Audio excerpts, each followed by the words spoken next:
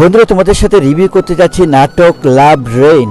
আমি আসলে এখন রিভিউ করছি এবং আমার চারপাশে কিন্তু এখন প্রচন্ড বৃষ্টি হচ্ছে, রেইন হচ্ছে। সো এই জন্য আমি বলবো যে এই রিভিউটি খুবই খুবই খুবই স্পেশাল। আমার কাছে নাটকটি চমৎকার লেগেছে, কারণ আমার লাভ স্টোরি স্পেশালি মানে প্রেমের নাটকগুলো দেখতে ভালো লাগে।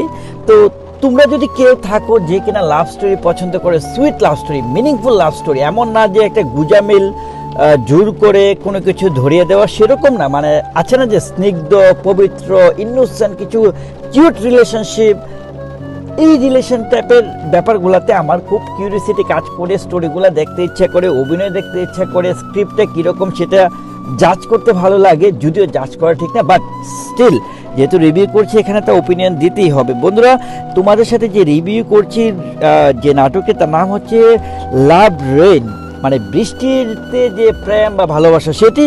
তো এই নাটকটির যে কাস্ট, সে কাস্টের কথা বলতে গেলে খুব পরিণত মনে হয়েছে, খুবই হ্যান্ডসাম লেগেছে আসলে এই নাটকটিতে তাওসিফ মাহবুবকে। অন্যদিকে তার সাথে ছিল নাজনীন নিহা আপুর কথা কি বলবো, খুবই সুইট মিষ্টি কথাগুলোও তার ফেসের সাথে, তার পার্সোনালিটির সাথে খুবই কিউট লাগে, খুবই ইনোসেন্ট লাগে। চমৎকার একটি নাটক ছিল।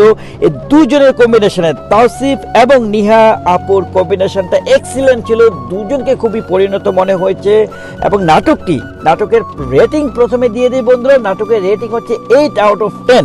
চমৎকার লেগেছে আমার কাছে। কেন আমি এই কথাটি বলছি, দেখো এই নাটকটি লিখেছে জাকারিয়া শৌখিন ভাই, এবং ডিরেকশনও কিন্তু দিয়েছেন তিনি নিজেই, জাকারিয়া ভাই নিজেই ডিরেকশন দিয়েছে।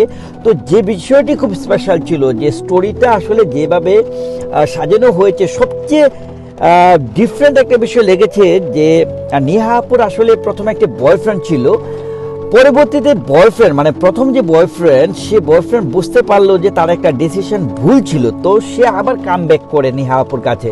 বাট দেখা যায় যে তাওসিফ ভাইও ছিল, এবং ওই যে আরেকজন যে বয়ফ্রেন্ড, সেও একসাথে এসে দুজনে যখন হাজির হয়ে যায়, তখন বিষয়টা একটু মানে হার্ড ছিল। আমি কার দিকে যাব, মানে নেহা আপু কার দিকে যাবে, এই বিষয়টা খুব মজার। বলতে কেন বলছি, নর্মালি যেটা হয় যে সাইড ক্যারেক্টার বা সাইড অ্যাক্টরকে সবসময় না খুব বাজেভাবে আসলে নাটকে প্রেজেন্ট করা হয়, যে সে বাজে একটা কাজ করলো বা তাকে বাজে কিছু কমেন্টস করলো, তো এইরকম বাজেভাবে আসলে প্রেজেন্ট করে তাকে আউট করে দেওয়া হয়। কিন্তু এই নাটকে সেরকমটা ডিসরেসপেক্টফুল কিছু দেখানো হয়নি।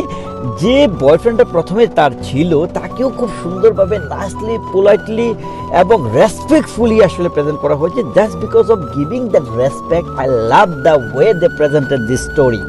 বন্ধুরা, এই নাটকটি তোমাদের খুব ভালো লাগবে, সত্যি বলছি। বৃষ্টিতে প্রেমের ব্যাপারটি, বৃষ্টির সাথে যেমন খিচুড়ি আর বেগুন ভাজি, আর হচ্ছে তোমার বেগুন ভাজি, আর হচ্ছে তোমার কি মাংসের যে ব্যাপার স্যাপার থাকে, তো এই ব্যাপারগুলো যেরকম রিলিভেন্ট, সেখানে প্রেমের ব্যাপারে বৃষ্টিটা থাকবে।